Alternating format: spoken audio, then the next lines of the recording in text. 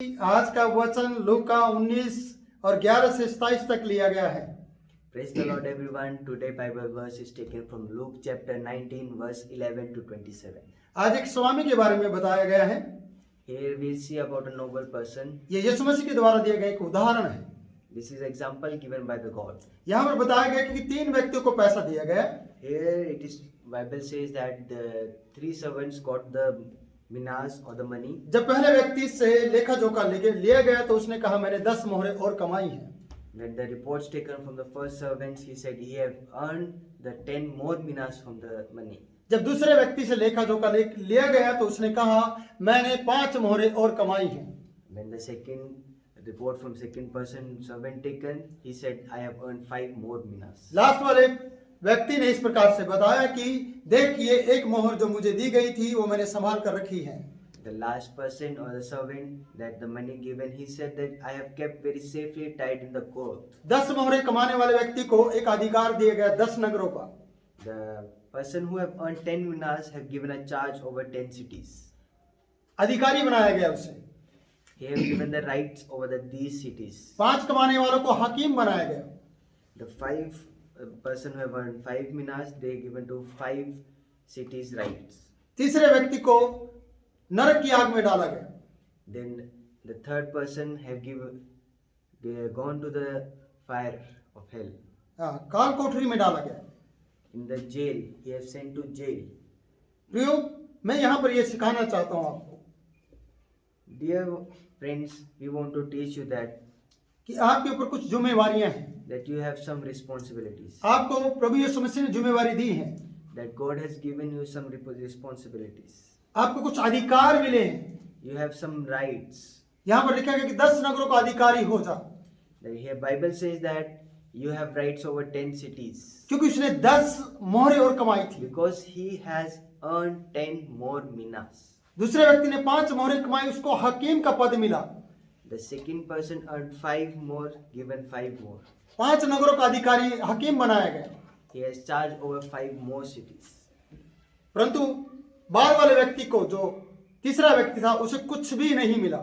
But the last person, the third servant, he got nothing. जबकि उसने पैसे को संभाल के रखा। Even though he kept his money very safely. पर मैं कहना चाहता हूँ कि पैसा संभालना नहीं है, उसे इस्तेमाल करना है। But I want to say that don't keep it safe, use it.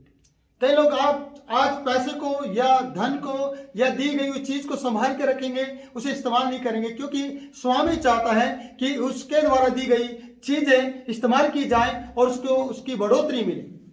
Because these days we people keep very safely the money or anything or a thing given from anyone, but the God want you the thing that He has given you should use. मेरे प्रियो, My dear friends, मैं ये कहना चाहता हूँ कि आज भी प्रभु यीशु मसीह आपको कुछ बातें सौंप कर गया है। I want to say that God has given you some responsibilities. प्रभु यीशु मसीह ने इस प्रकार से कहा कि तुम दुनिया के छोर तक मेरे गवाह होंगे। The God also said that you will bear testimony till the end. उसकी गवाही देने के लिए आपको जिम्मेवारी मिली है। That God has given you the responsibility to save people. क्या आप उसके दिए गए अधिकार को, The responsibility that the God has given you, किसी कपड़े में लिपेट कर, you will tie in a cloth, जमीन में खोद कर, dig in a mud, और उसे दबा देते हैं। you buried it.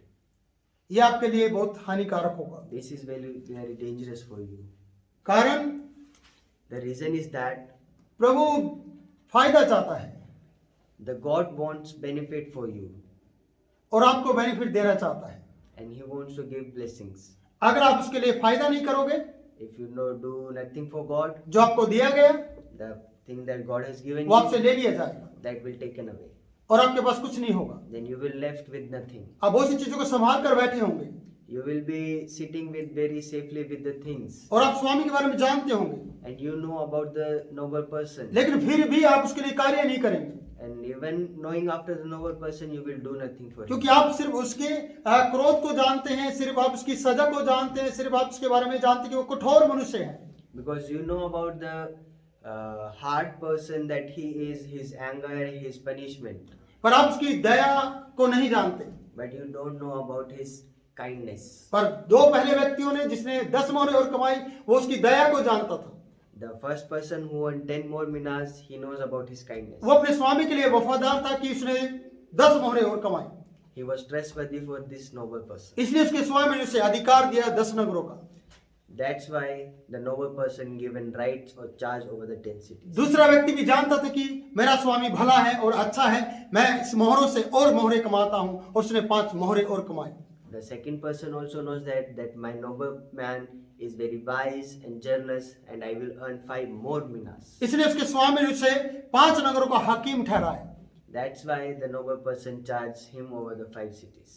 लेकिन लास्ट वाले व्यक्ति ने, But the last person, वो सब कुछ जानने के बावजूद भी everything knowing about the man, अपने स्वामी के लिए वफादार नहीं था, he was not trustworthy for his sir.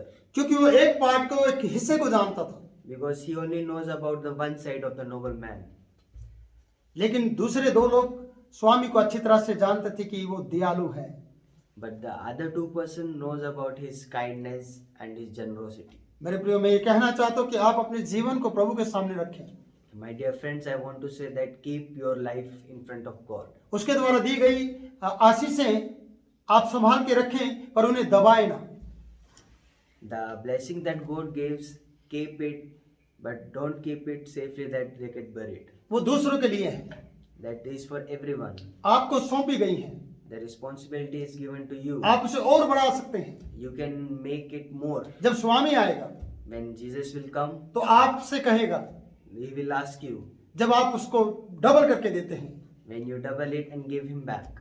आगे हम वचन में पढ़ते हैं, When read in Bible, 28 पद, 28 verse. ये बातें कहकर वह यरूशलेम की ओर उनके आगे आगे चला। After Jesus said this, He went on ahead and going up to Jerusalem. ये क्या है प्रियो, मैं बताना चाहता हूँ, I want to tell this. ये विजय प्रवेश है। This is a victory of God. ये विजय प्रवेश इसलिए है कि वो आपके लिए अपनी जान देने जा रहा है। Because He is going to give life for you. वो अपने आप को दुश्मन के हवाले करेगा, He will give His life to someone else आपके लिए। for you. उससे पहले आपको अधिकार दिए गए, Before that, He have given responsibilities to everyone. आपको कुछ सौंपा गया है कि आप उसका लेन देन करें। He has given you something that you should increase. आज इस अध्याय से हमें सीखने को मिलता है कि वो यरूशलेम में विजय प्रवेश के लिए गया है, और वो आपको कुछ सौंप कर गया है। जब वो आएगा तो आपसे लेखा जोखा लेगा। From this verse or this chapter, we learn about that Jesus is going ahead for His victory, and He has given some responsibility, and when He come back, He will take report of everything. प्रियो, ये कहानी यहीं खत्म नहीं होती है, This story doesn't stop here. ये कहानी स्वर्ग तक जाती है। This goes till heaven. ये दूसरे आगमन की कहानी है This is the another comeback of the Jesus. कि यीशु मसीह फिर आएगा That Jesus will come और आपसे फिर से लेखा जोखा लेगा। and He will again ask about everything. क्या आप तैयार हैं Are you ready कि उसको अपना लेखा दे सके, that you can give everything? हिसाब किताब दे सके? Every report you can give to Jesus. तो प्रियो, तैयार होने की जरूरत है, That you need to be ready क्योंकि वो विजय प्रवेश के लिए गया है। because He went ahead for the victory. आप विजेता परमेश्वर के पुत्र यीशु मसीह के साथ हैं। You are with the Jesus who is already won. प्रियो, मैं आपके लिए प्रार्थना करूंगा, अगर आप परमेश्वर की उन चीज़ों को, आशीषों को रखकर आप दबा कर बैठे हैं, आप लेन देन नहीं कर रहे हैं, I will pray for you that if you have taken these blessing and you have kept and digged it any place. आइए प्रार्थना करें। Let's pray. परमेश्वर, Lord, हम आपको धन्यवाद देते हैं। we thank you, Lord. हम चाहते हैं कि जो आपने हमें सौंपा है, We want that you have given us, हम उसको दूसरे तक पहुंचा सकें। that we can give to another. परमेश्वर, हम चाहते हैं कि आप हमारे ऊपर दया करें। Lord, we want you to keep kindness on us. जब आप आए, When you come, हम उसमें विश्वास योग्य निकले, we will stand on trustworthy. ताकि हम उसे बढ़ोतरी के कारण द्वारा आपको ज्यादा दे सकें। That we can return you more. हम किसी भी वस्तु को या किसी भी दी आशीष को दबा ना सके। That we never dig or never bury the blessing that ऐसा नहीं कि हम सजा के हकदार बने। that it never happen that we will get some punishment. और आज जितने हमें देख रहे हैं, the person or the people that seeing us, हमें देखने वालों पर दया कर the seeing us, keep a kindness on them, और प्रभु ने आशीष दे। give blessings on them. पिता यीशु के नाम में इनकी सारी जरूरतों को पूरा कर In name of Jesus, fulfill all their needs. और इनको अपने प्रति ईमानदार बना पिता। And keep them, make them more loyal to your words. प्रार्थना सुन कबूल कर यीशु के नाम से मांगते हैं। Hear us prayer and keep us in the name of Jesus. आमीन। Amen. प्रभु आप लोगों को आशीष दे। हमारे इस चैनल को आप सब्सक्राइब करें और दूसरों तक भी पहुंचाएं और लाइक करें, शेयर करें। Please subscribe this channel, like and share. God bless you.